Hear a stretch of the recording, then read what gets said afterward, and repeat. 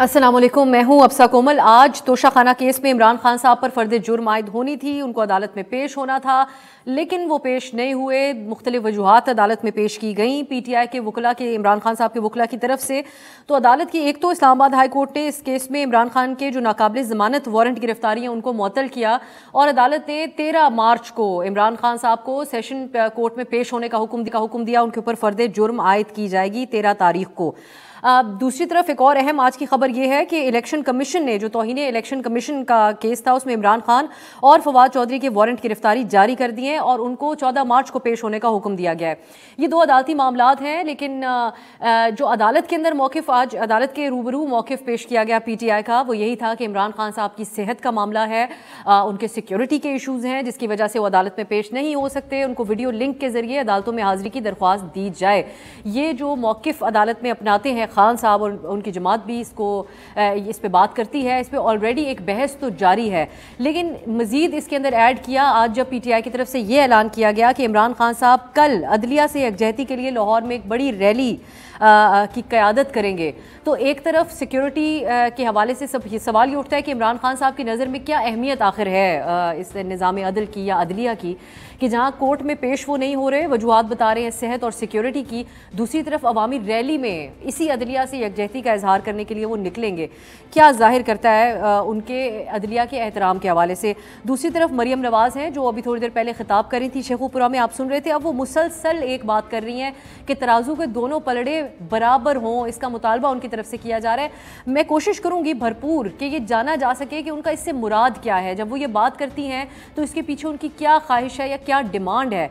मज़ीद वो तनकीद कर रही थी अपनी इस तकरीर में साबिक चीफ जस्टिस साकिब निसार के ऊपर, जिनकी कल कुछ गुफ्तगू मुख्तलिफ सहाफ़ियों की तरफ से रिपोर्ट हुई। उन पर तनकीद करते हुए कहती हैं कि पोल खुलने वाले हैं तो कहने लगे कि व्हाट्सएप मेरा हैक हो गया है। इमरान खान के ऊपर उन्होंने तनकीद की, जो गिरफ्तारी इमरान खान साहब गिरफ्तारी से जिस तरीके से बचे उस हवाले से, इस पर भी हम बात करेंगे।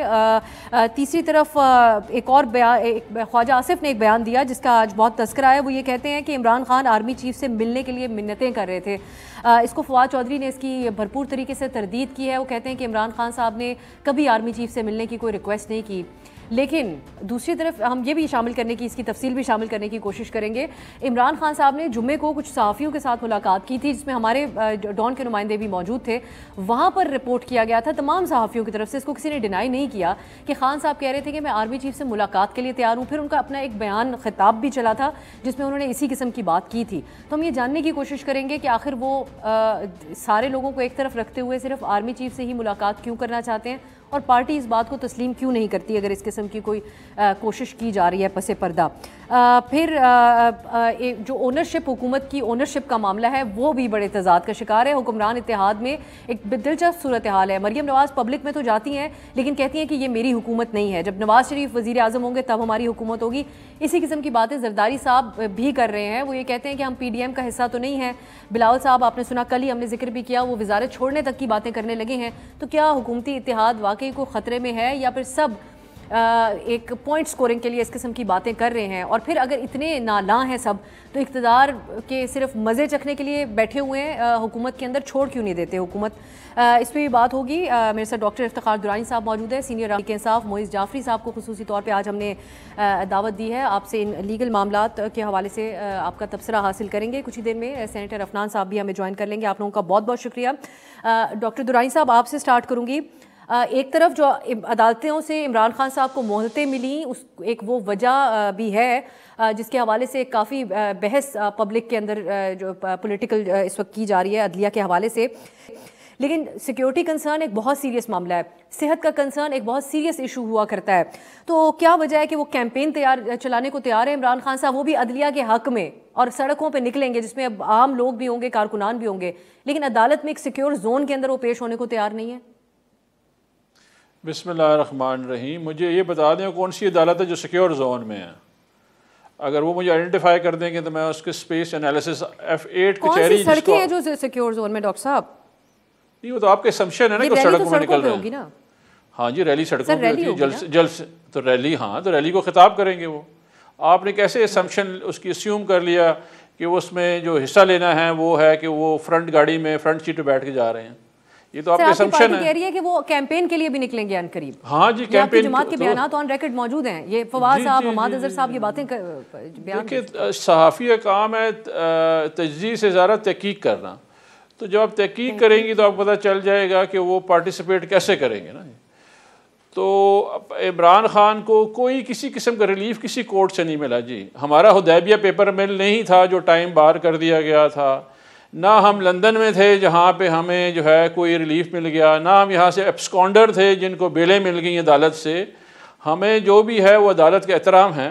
कल हम अदलिया के ऊपर जिस तरह ताबड़तोड़ हमले किए जा रहे हैं PDM की तरफ से और मरीम नवाज़ की तरफ से बिलखुसूस, और जो लैंग्वेज यूज़ की जा रही है उसके लिए हम कल जो है रैली निकालेंगे। और अगर आप ये बता रहे हैं कि F8 कचहरी बहुत जो है महफूज है, तो यहाँ पे बम ब्लास्ट हो चुके हैं, यहाँ पे बंदे मर्डर हो चुके हैं, एक डेथ ट्रैप है, और यहाँ से मूव करने के लिए F8 कचहरी को कहा गया है। ये इतनी सेफ जगह नहीं है। अगर आप गारंटी करती हैं, अफसा कोमल TV पे कहती हैं कि मैं गारंटी करती हूँ इमरान खान की, तो मैं कल आ जाऊँ। नहीं, हुकूमत में कोई कर दे।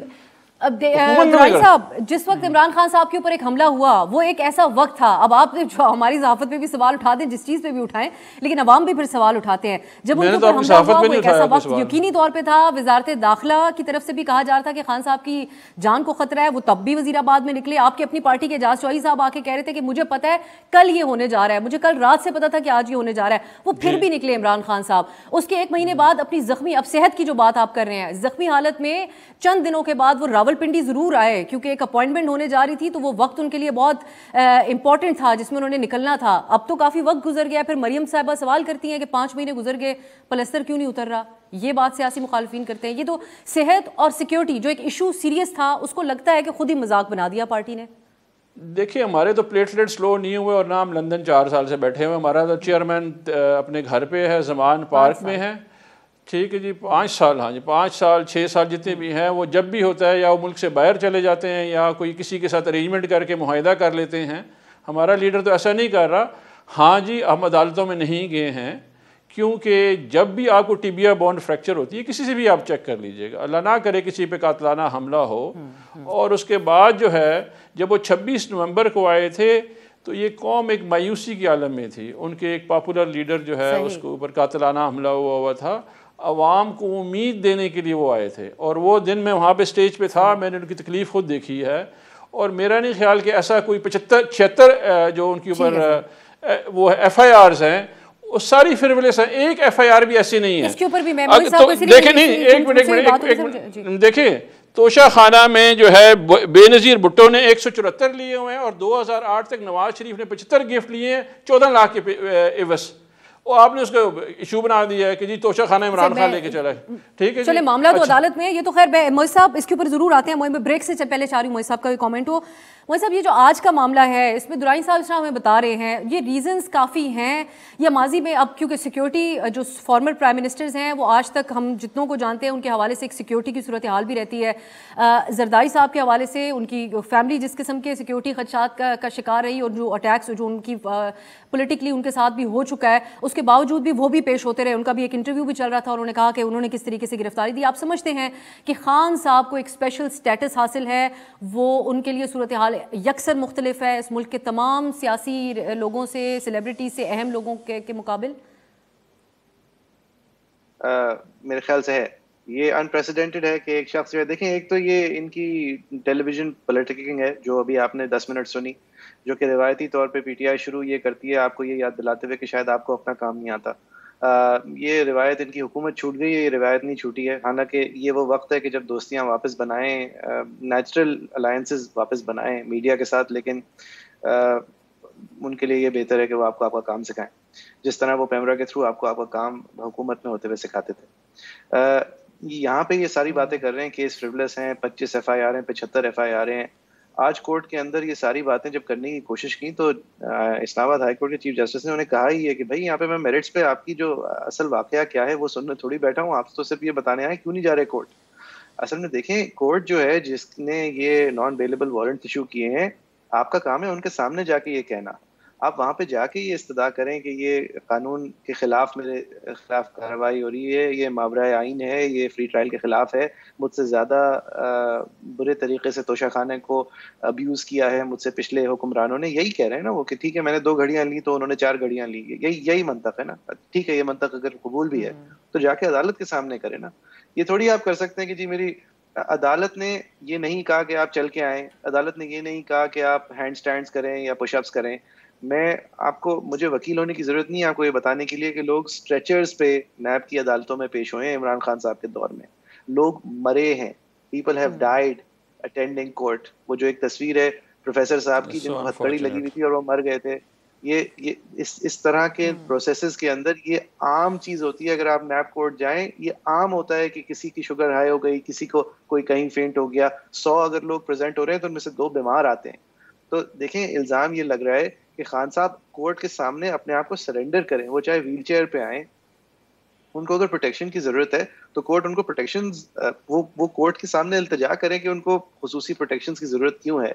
ये नहीं हो सकता कि आप कोर्ट ही नहीं आ रहे क्योंकि आप कोर्ट को अपनी हस्ती से छोटा मानते हैं या समझते हैं कि चले जी मैं निकल जाऊंगा इस बात से। तो आप खत लिख रहे हैं चीफ जस्टिस को, तो फिर आप इस्लामाबाद हाई कोर्ट के जज के सामने आप आर्ग्यू क्या कर रहे हैं। जिस वक्त तोशा खाना का केस लगा हुआ है, वहां पर सुबह से उनके कोई जूनियर वकील गए, उन्होंने कहा कि जी मुझे नहीं पता खान साहब आ रहे हैं या नहीं। उन्होंने कहा ठीक है जी, फिर मतलब हम ऑर्डर पास कर देते हैं। तो फिर उनके से थोड़े से सीनियर वकील आ गए 10 बजे, उन्होंने कहा कि नहीं जी मुझे नहीं पता ये वो। अब वो आप जब कोर्ट को देखें, एक कोर्ट को आप बेवकूफ बनाएं, एक बारी बनाएं, 2 बारी बनाएं, आप मुसलसल कोर्ट के मुंह पे ये नहीं कह सकते कि जी हमारे ख्याल में आप अदना है, यानी कि हमारे लीडर आपसे बड़ा है।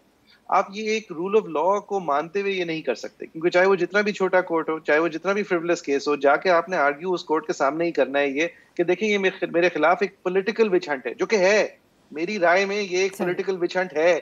लेकिन इसका जवाब ये नहीं है कि खान साहब घर पे बैठे रहें और तकारीर करें और कोर्ट के सामने पेश ना हो। ये मजीद सिर्फ फिर अगली होता रहेगा, फिर ये सिर्फ एक पॉलिटिकल विच हंट नहीं, फिर ये अदलिया को ऑस्ट्रेसाइज करना शुरू हो जाएंगे और कर चुके हैं। अब उन्होंने आमना सामना अदलिया से ले लिया कि यार you are not good enough to ask me what I am about. बहरहाल अब दूसरी तरफ वो एक तो रिवर्स साइकोलॉजी चल रही है। मोइज़ साहब, ब्रेक की तरफ मुझे जाना है, दूसरी तरफ वही कहते हैं कि मैं ही तो अदलिया के लिए आवाज़ उठाऊंगा और हम ही तो रैली निकालेंगे। तो फिर ब्रेक की तरफ जाते हैं। मैं चाहूँगी कि एक मेन टॉपिक ये भी रहे कि मरियम नवाज़ जब ये कहती हैं, क्योंकि खान साहब की तकरीर पे पाबंदी है, मरियम साहिबा की तकारीर तो चल रही हैं, उन तकारीर में वो ये कहती हैं कि इंसाफ का तराजू बराबर होना चाहिए। आखिर उनकी इससे मुराद क्या है? बात होगी ब्रेक के बाद। ब्रेक के बाद खुश आमदीद। अब बात करते हैं मरियम नवाज़ की तरफ से जो बार बार मुतालबा किया जा रहा है। डॉक्टर इफ्तिखार दुरानी साहब, पहले आप कहिएगा प्लीज़, इस पे जो मरियम साहिबा का मुतालबा है, एक कुछ लोगों की राय है और बहुत सारे लोगों की एक राय है कि हुकूमत जाने के बाद इमरान खान साहब ने जो एक महाज आराई शुरू की तमाम इदारों के हवाले से, हमें याद है जब असेंबली बहाली का भी अदालत का फैसला आया था, जिस अदलिया के लिए आज सड़कों पर निकलना चाह रहे हैं, उसके खिलाफ आपकी पार्टी के रहनुमाओं ने बड़े सख्त बयानात दिए थे। हुकूमत जाने के बाद एक ठीक है, चार्ज अप थे, गुस्से में थे सब लोग, लेकिन अदलिया के हवाले से बड़े ट्रेंड्स भी चले थे उस वक्त। आज मरियम साहिबा जो बातें कर रही हैं, लोग ये कहते हैं कि ये वही तरीका कार है जिसका आगाज़ इमरान खान साहब ने किया था और उसको अंजाम पे पहुंचाया जा रहा है दूसरी पार्टीज़ की तरफ से, बिलखुसूस मरियम साहिबा की तरफ से। अब कैसे उनके लिए अजाला किया जाए? अजाले की बात की जाती है कि हमारे लिए अजाला किया जाए, इंसाफ का तराजू बराबर किया जाए। देखिए, मरियम नवाज़ का तो बैकग्राउंड जो है, मेरा नहीं ख्याल कि उन्होंने लॉ या आइन पढ़ा हुआ है या उन्होंने कोई फ़लसफ़ा या सियासत इस तरह पढ़ी हुई जो नॉर्मली आप पढ़ते हैं लोग। उनका अपना एक मंतक होती है जो मेरी समझ से तो वो बालातर है। हमने आज तक कभी कोई अदलिया के ख़िलाफ़ ट्रेंड नहीं चलाया। मुझे नहीं पता आपने किसको रेफ़र किया है अदलिया ट्रेंड करने का। हाँ, फ़ैसलों के ऊपर हम बिल्कुल तनकीद भी करते हैं और फ़ैसलों के ऊपर डिस्कशन भी करते हैं। आज तक हमने फ़र्द वाहिद या किसी को हमने आइडेंटिफाई नहीं किया अदलिया में जिसके ख़िलाफ़ हमने कोई बात की हो। मेरे जो सियासी करियर है तहरीक इंसाफ का, उसमें मुझे याद नहीं पड़ता कि हमने किसी के ख़िलाफ़ ये काम किया या मेरे चेयरमैन ने। और दूसरे इदारों के बारे में ठीक है, मैं उसी तरफ जा रहा हूँ।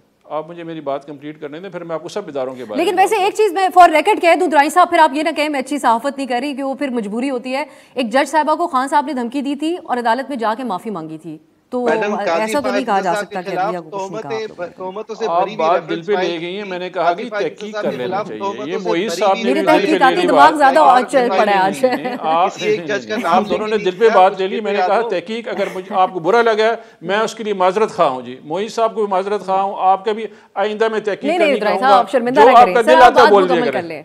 नहीं आप, मैं माजरत खा हूँ, मैं बहुत माजरत खा हूँ। मैंने तहकीक का बोला है पाकिस्तान में, आइंदा किसी को नहीं बोलूंगा। मैं बहुत हाथ जोड़ के माफी मांगता हूँ पब्लिक के लिए जी, आइंदा तहकीक का नहीं बोलूंगा। नहीं मैं कह रही हूँ आप भी जो बात कर रहे हैं सहाफत पे नहीं कुछ कहा, लेकिन आप मुकम्मल कर ले सर दीगर इदारों के बारे में। आपकी सहाफत पे मैं, आप माशाल्लाह, मैंने आपको प्राइवेटली और पब्लिकली बोला आप बड़े अच्छे सहाफ़ी हैं। मैंने सिर्फ आपको बोला कि तहकीक कर लेनी चाहिए। माजरत खा हूँ, वो अल्फाज में वापस ले लेता हूँ सर। हम भी वापस ले लेते हैं, आप बात कर लें मुकम्मल। अच्छा, रही बात, देखें जी, हमने आज तक कभी किसी को भी नहीं कहा, ये जो मरीम नवाज साहिबा, जो मेरी, आपने जो सवाल पूछा, मेरी समझ में ये आ रहा है कि जिस तरह पहले फैसले हुए हैं इनके ऊपर, देखिए 1993 से केसेस हैं। अच्छा, केसेस क्या है इनके ऊपर? इन्होंने उसामा बिन लादेन से पैसे लिए हुए हैं, इन्होंने ISI से पैसे लिए हुए हैं, इन्होंने जो है हुदैबिया पेपर, करप्शन 1993 से इनके ऊपर शुरू हुई है। इनका ख्याल ये है, और जस्टिस क्यूम मरहूम की तरह कोई इनको फैसले मिल जाएँ तो उस तरह की अदलिया इनको चाहिए। और अदलिया अगर कोई फ़ैसला करती है, ये देखें तारीख़, मरीम नवाज़ की तारीख़ शुरू होती 2018 के बाद, पहले की तारीख़ वो कहती है हमारी है ही नहीं, ना हुकूमत उनकी है ना तारीख़ उनकी है। ये जो पैनामा केस है ये इंटरनेशनल रेवोल्यूशन थी, लोकली किसी ने नहीं किया, और उसी में उसका उनके ख़िलाफ़ फैसला आया हुआ है। अच्छा, उस वक्त जो थे जस्टिस जो है, जो DGI थे वो जनरल नवीद मुख्तार थे, जनरल फैज़ नहीं थे, जिनको वो बार बार कह रही हैं। उनका कोई जो है तारीख़ का या प्लेसमेंट का भी कंसर्न है, वो फ्री फ्लोट करती रहती हैं, आइडिया कभी इधर से उधर से इधर कर लेती हैं। हमने कभी भी कैंपेन नहीं की इसके खिलाफ। हाँ, रही बात रजीम चेंज की, रजीम चेंज में बिल्कुल हमने बात की है, और बरमला बात की, और खुला के बात की हुई, ऐसी कोई बात नहीं है। क्योंकि मुल्कों की तारीख़ में देखें, कल जो ब्रिटिश एम्बेसडर थे उन्होंने बड़ा क्लियरली हाईलाइट कर दिया कि पाकिस्तान में रजीम चेंज हुई है। आप लोग गुफ्तगू करते थे यहाँ पे तो रजीम चेंज हुई नहीं है। रजीम चेंज में भी जी ये हमारे हाई कमिश्नर थे ग्रेग जॉनसन जो थे, उन्होंने कल ट्वीट किया थे। हाँ, उनकी भी लंबी कहानी है सर, मैं उस तरफ आती हूँ दुराई साहब प्लीज, मैं उस तरफ आऊंगी, बड़ी तफसीलात के साथ आएंगे, कभी उसके ऊपर बात करेंगे। लेकिन मैं ब्रेक से पहले मोई साहब को, इंटरनेशनली जो है लोग कह रहे हैं कि जी हुआ है, अमेरिका ने ये किया है, तो खान साहब खुद कह रहे हैं कि नहीं हो रहा। सर खान साहब, दुराई साहब, ये किस बहस पे हम जाएंगे? खान साहब खुद इंटरव्यू देते हुए मीडिया को ये कह चुके हैं कि अमेरिका का कोई डायरेक्टली ये पाकिस्तान से भेजी गई है बाहर साजिश, ये कोई इम्पोर्टेड साजिश नहीं थी। नहीं, तो बहरहाल मैं मोई साहब की तरफ जाए सर, अदलिया के ऊपर रखते हुए, अब ये बात ये नेवर एंडिंग डिबेट है। कमेंट किया तो मैं जवाब दूंगा ना। देखें, बात यह है कि इमरान खान साहब ने कहा कि कैसे साजिश हुई है। उन्हें कहा जी यहाँ से गई है और वहाँ से इंस्ट्रक्शन आई है, पाकिस्तान से गई है अमेरिका से इंस्ट्रक्शंस पास ऑन हुई है और यहाँ हुआ है। अभी उसको आप इस तरह भी प्लेस करना चाहिए। एक सेनेटर अफनान साहब ने मुझे ज्वाइन कर लिया, वो शेखुपुरा में ही मौजूद है। डॉक्टर साहब प्लीज मुझे इजाजत दीजिएगा। ये जो अमरीकी साजिश और जिनका हवाला आप दे रहे हैं साबिक हाई कमिश्नर, उनकी भी एक लंबी कहानी है, उस तरफ हम बात भी आएंगे। अफनान साहब वेलकम की प्रोग्राम में। आप एक धुआंधार अभी तकरीर के दौरान भी मौजूद थे, एक ऐसे माहौल में शेखुपुरा में हैं, लेकिन सवाल हमारा आपसे ये है कि इंसाफ का तराजू कैसे बराबर हो, इससे मुराद क्या है, इसकी डेफिनेशन क्या है? मरियम साहिबा क्या अदलिया को ये हुक्म दे रही हैं कि उनके वालिद साहब के तमाम मुकदमात, उनके ऊपर जो मुकदमा है वो खत्म किया जाए? जी बिस्मिल्लाहिर्रहमानिर्रहीम। देखें, वो मरियम नवाज साहिबा कोई हिदायत नहीं दे रही, वो इंसाफ मांग रही हैं। वो ये कह रही हैं कि भाई ये कैसे हो सकता है कि एक ही मुल्क के अंदर एक बंदे को तो आप 10,000 दिरहम तनख्वाह ना लेने के ऊपर ताहयात ना अहल करें, और दूसरे उसी मुल्क के अंदर जो दूसरा सियासी लीडर है वो उसका जब दिल चाहता है वो कहता है मैं आ सकता हूँ, जब दिल चाहता है कहता है मैं नहीं आ सकता। वो यही इस बात पे ही बड़ा वो है कि उसकी 76 उसके खिलाफ जो है FIR हो गई है। कोई मतलब ना वो जेल गया, ना उसके ना अहली हुई, ना कोई कुछ और मसला हुआ। तो बात ये कि ये तो तराजू तो बराबर नहीं है ना। फिर जहाँ तो जो है वो और इसका अदाला जो हमारे साथ ज्यादतियां हुई है उसका अदाला होना चाहिए ना। ये कौन कैसे होना चाहिए अफनान साहब? इसका अदाला कैसे हो? मरियम साहबा के ज़हन में क्या है? वो लोग जिन्होंने जनरल फैज के कहने के ऊपर फैसले दिए, वो लोग जिन्होंने जनरल फैज के कहने के ऊपर जो है PTI को सपोर्ट किया, वो अपनी गलती का एतराफ करें, तो हमसे माफी मांगे, और जो झूठे केसेस हमारे लीडरान के खिलाफ बनाए गए थे वो खत्म किए जाएं, और ये साथ माफी मांगी जाए और तौबा की जाए कि आइंदा कोई ऐसा काम नहीं किया जाएगा दोबारा। ये वरना तो मजाक बना लिया, पहले 1999 में भी यही वाली हरकत की, तैयारा साजिश केस बना दिया एक, और उसके ऊपर जो है वो नाअहल कर दिया और 21 साल उम्र कैद दे दी। तो ये फिर दोबारा इन्होंने यही वाला तमाशा, तो ये अगर तमाशा तो फिर ये सिलसिला कैसे खत्म होगा अफनान साहब? आज इमरान खान साहब के ऊपर जो दहशतगर्दी के मुकदमात बन रहे हैं पूरे मुल्क में, जो मुकदमात, तो कल को वो कहेंगे कि ये सारे लोग भी मुझसे अब माफी मांगे। ऐसा इस वक्त क्या मुख्तलिफ हो रहा है जो माजी में ऐसे मुख्तलिफ है? नहीं, ये बहुत मुख्तलिफ है ना। आपके खिलाफ झूठा केस बनाया जाए और एक बंदे का एक्चुअल केस हो, ये जमीन आसमान का फर्क है ना। इमरान खान तोशाखाना के मामला के ऊपर तो साबित होता है कि वो चोर, फॉरेन फंडिंग के ऊपर साबित होता है कि इन्होंने बाहर से पैसे लिए हैं। ये मैं तो नहीं कह रहा, दोनों केसेस अभी वाइट वाला मामला है, टायरियन वाइट वाला मामला जो है वो साबित शुदा है। उसको आप हमारे 10,000 दिरहम के ना लिए हुए तनख्वाह के ऊपर जो है वो तायात नाअहल करें। ये हम कह रहे हैं कि इस तराजू को बराबर किया जाए। ये तराजू का बराबर हो बना लिया इस मुल्क के साथ, जो इस मुल्क के वफादार हैं, जिन्होंने इस मुल्क की खिदमत की है, जिन्होंने एटमी धमाके किए, जिन्होंने मोटरवेज बनाई, रेल रोड बनाई। अच्छा अफनान साहब, ये क्विकली इस पे भी कहेगा कि ये केसेस खत्म होने के अलावा ये भी एक आप लोगों का मुतालबा है कि या तो इस तरीके से बराबर किया जाए सिस्टम के, खान साहब को भी नाअहल कर दिया जाए, ताहयात पे पाबंदी लगे उनके ऊपर भी? नहीं, मैं ये बिल्कुल नहीं। हम ये चाहते हैं कि हमारे खिलाफ जो गलत मुकदमे बनाए गए, जिन जिन लोगों ने बनाए वो माफी मांगे, और अदालतों में जिन जिन जजों ने उन लोगों के कहने के ऊपर ये फैसले दिए वो माफी मांगे। कौन को बताएं कि हमने ये फैसले लिए गए थे, हमने ये कानून के मुताबिक फैसले नहीं दिए, ताकि कौन को पता हो ना इस बात का।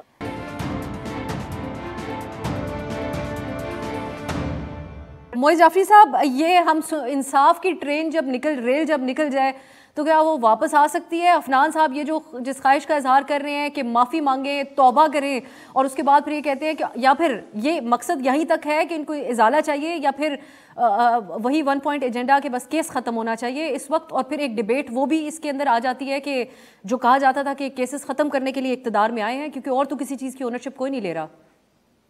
जी, मुझे जरा मौका दीजिएगा यहाँ पे। अब सब पहले तो मैं ये कहूंगा कि ये इंसाफ के पलड़े बराबर नहीं करना चाह रहे हैं। ये जो इनके खिलाफ नाइंसाफी हुई थी, ये अब चाह रहे हैं कि इमरान खान के खिलाफ भी वही नाइंसाफी हो। ये लोग तनकीद करते थे कि ट्रायल चले बगैर, इनको बेल दिए बगैर तफ्तीश के दौरान धर लिया जाता था और खामखाई में धर लिया जाता था इनके बड़े बड़े लोगों को, और काफ़ी महीनों के लिए रख लिया जाता था। शाहिद खाकान अब्बासी साहब को साल से ज़्यादा, मिफ्ता इस्माइल को कई महीनों के लिए, मरियम नवाज साहिबा को, जो कि खातून होते हुए और भी एक एक्स्ट्रॉर्डिनरी चीज़ है। अब इसका जवाब आज ये नहीं हो सकता कि इमरान खान को भी आप इसी तरह धर लें क्योंकि हमारे साथ ये हुआ था। ये तो कोई इंसाफ के लिए फिर आप नहीं खड़े ना, फिर तो आप रिवेंज चाह रहे हैं। आप जो भी चीज चाह रहे हैं वो इंसाफ नहीं चाह रहे। आप चाह रहे हैं कि जो हमारे साथ हुआ था वो अब हमारी दोस्ती आपके साथ हो गई, अब आप उनके साथ करें। और मसला ये है कि आपसे ज्यादा मकबूल वो हैं आज शायद, तो ये वो कर नहीं पा रहे, या न्यूट्रल हो गए हैं, या वो कह रहे हैं जी आप ही करके देख लें, तो उनसे भी हिचकिचाहट हो रही है, या फिर अदलिया जो है उसने इनाफ निजाम का फैसला कर लिया है। अच्छा, अब आ गई बात कि ये जो इशारों में बात करते हैं कि अदलिया ने उनके खिलाफ कार्रवाई की। अब जी बिल्कुल की। साकिब निसार ने एक बहुत ही अनप्रेसिडेंटेड तरीके से JIT बनाई, उसने इनका राइट टू फेयर ट्रायल जो है वो हज़्फ़ किया। उस राइट टू फेयर ट्रायल के तहत अगर ट्रायल चलता तो मेरी नाक़िस राय में इन लोगों के पास ये छुपने की जगह नहीं होती कि वो बेटे से तनख्वाह नहीं ली इसलिए निकल गए। बहुत ठोस शवाहिद भी थे सामने, बहुत सारी चीज़ों की जवाबदेही की ज़रूरत थी जो कि नहीं थी, जो कि शुरुआत इनकी खुद की करने से थी। कि जो पहले वो टिम सेबेस्टियन के पास गए, कहा कि मैं इस घर पे किराए पे रहता हूँ, किराया कहाँ से आता है मुझे नहीं पता। फिर वो दूसरे भाई आए, उन्होंने कहा ये इस गरीब के घर है, वो भी उन्होंने खुद साख्ता सुसाइड बॉम्ब था। उनको जब पता चला था कि पैनामा लीक्स आने वाली हैं। तो ऐसी बात नहीं है कि बेटे से तनख्वाह नहीं ली। ये एक अच्छी लाइन है। PML नून ने आज तक जो प्रोपेगेंडा सीखा है वो ये एक लाइन में महफूज है, और सीखा भी शायद इमरान खान साहब से है कि make a lie, make it big and keep telling it, someone will believe it.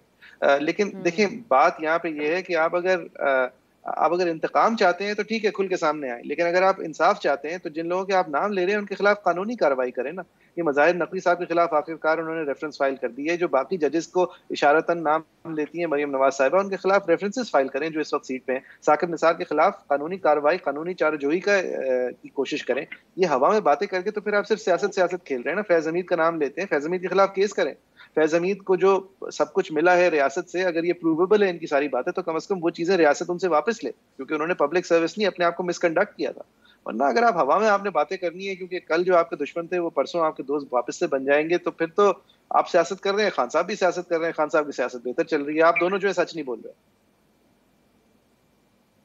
तो फिर ये पब्लिक कंजप्शन के लिए आप समझते हैं ये फिर मुतालबे की हद तक भी ये बात दुरुस्त नहीं है मोहित साहब, यही समझा जाए उनका, फिर करना है कुछ नहीं प्रैक्टिकली नहीं, मैं नहीं समझता पब्लिक कंजम्पशन के लिए। एक तो पब्लिक कंजम्पशन के लिए कि हाय देखें हम मर गए, हम बहुत मिस्कीन है, लेकिन असली हरबा इनका वो जजेस हैं कि उनके ऊपर प्रेशर डले और पूरा Supreme Court as a whole के ऊपर प्रेशर आए, और वो जो रिवायती तौर पे सुप्रीम कोर्ट के अंदर होता रहा है, जो कि वो समझते हैं कि नाइंसाफी की तरफ जाता है, जिस तरह कुछ चीजें जाती भी है नाइंसाफी की तरफ, जिस तरह बेंचेस बनती हैं वो ना बन पाए, क्योंकि चुप रह के शराफत जब इन्होंने दिखाई थी तो इन्होंने देखा कि उसका तो सबने फायदा उठाया, इनकी शराफत का सबने फायदा उठाया। JITs जिस तरह बनी, ये पेशियां इन्होंने 100 पेशियां भुगती हैं, नैब के सामने बैठा रहते थे, रैंडम मेजर्स कर्नल्स रिटायर्ड इनसे फजूल किस्म के सवालात पूछते थे, ये लोग शराफत से जाते थे, शराफत से आते थे, ये सोचते हुए कि शायद हम रूल ऑफ लॉ के सामने खड़े हैं, लेकिन वो तो एक हाइब्रिड रिजीम के सामने उस वक्त खड़े थे। और ठीक कहते हैं कि फैज हमीद साहब की इन्फ्लुएंसेस और साकिब निसार साहब की इन्फ्लुएंसेस और सारी चीजें जो अब थोड़ा थोड़ा लीक भी होकर सामने आ रही हैं, ये ठीक इल्जाम लगाते हैं, लेकिन इस इल्जाम को आगे लेके जाए ना, यानी कि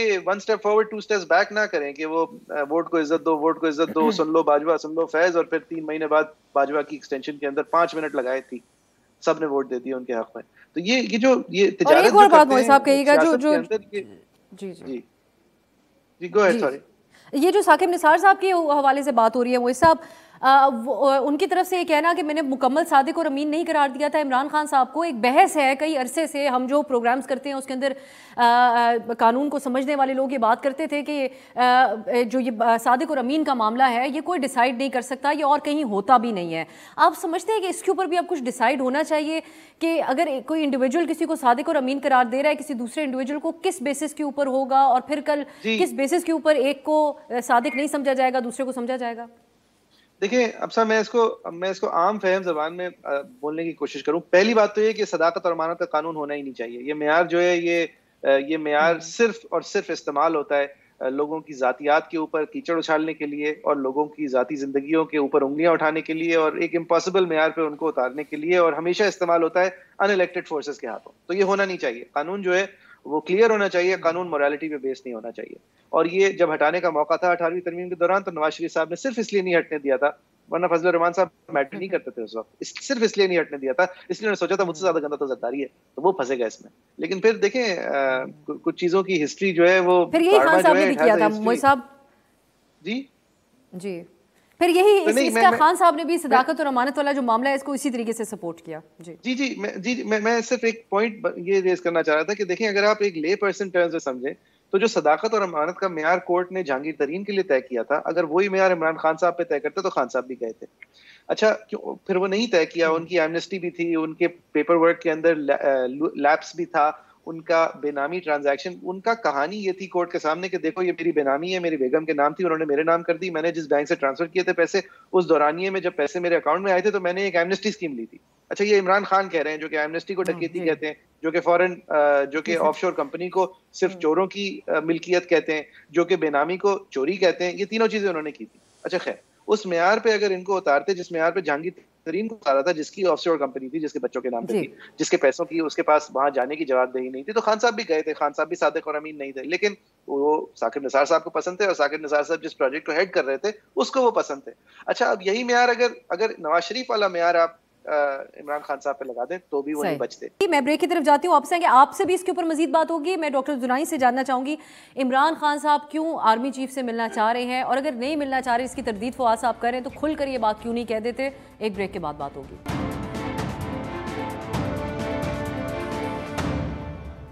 ब्रेक के बाद खुश आमदीद। वक्त से रखा मैं डॉक्टर साहब पहले आपकी तरफ आऊँगी। दुराई साहब एक ही चीज़ पे आपका और मैं अफनान साहब का कमेंट चाहूँगी। आज ख्वाजा आसिफ साहब ने वज़ीर दिफा ने कहा है कि इमरान खान साहब जो है वो आर्मी चीफ से मुलाकात करने के लिए तरले कर रहे हैं।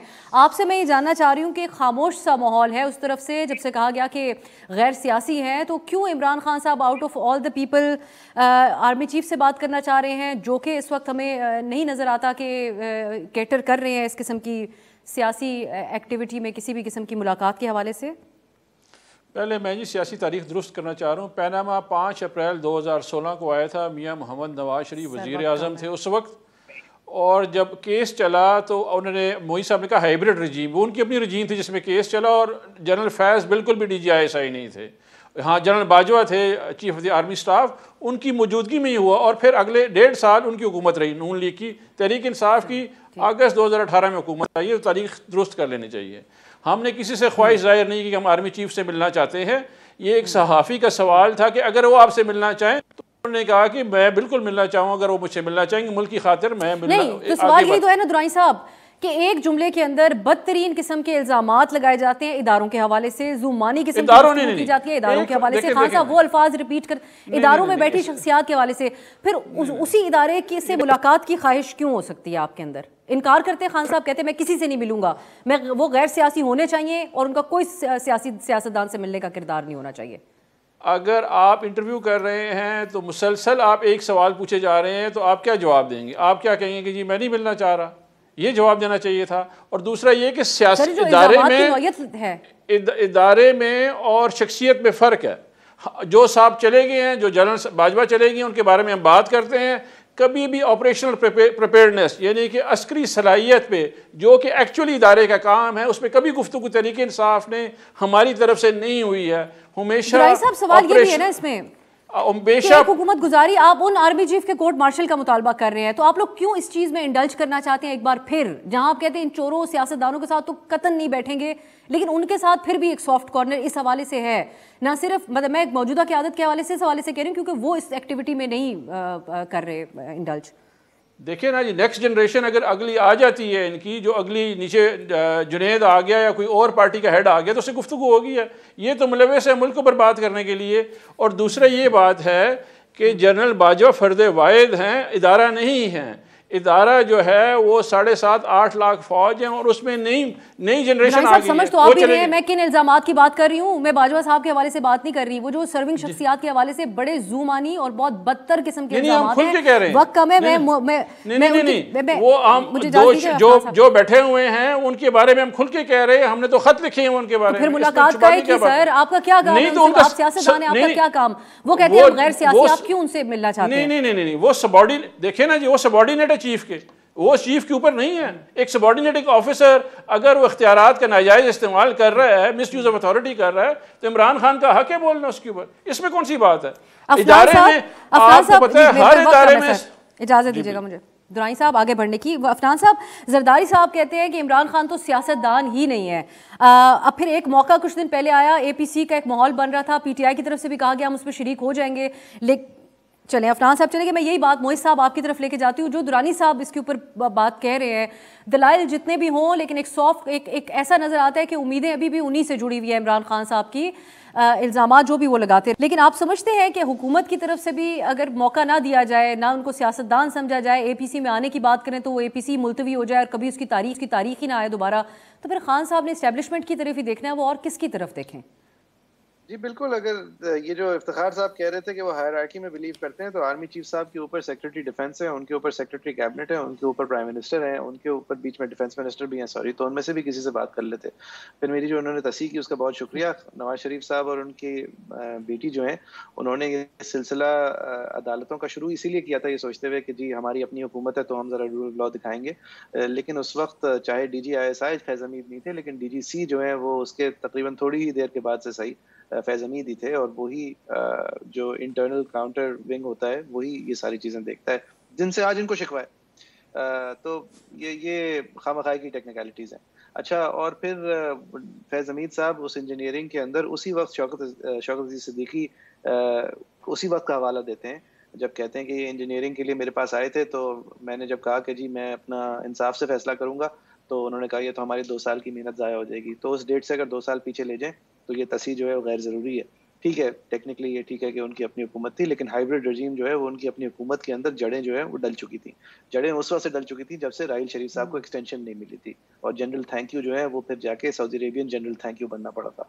तो बात किसकी हुकूमत है या किसकी हुकूमत नहीं है कि नहीं है, क्योंकि हकीकी ताकत कहीं और है। अगर हुकूमत से हवाला होता तो ये जो बातें कर रहे हैं कि buck stops at army chief, the buck doesn't stop at the army chief, it stops at the prime minister.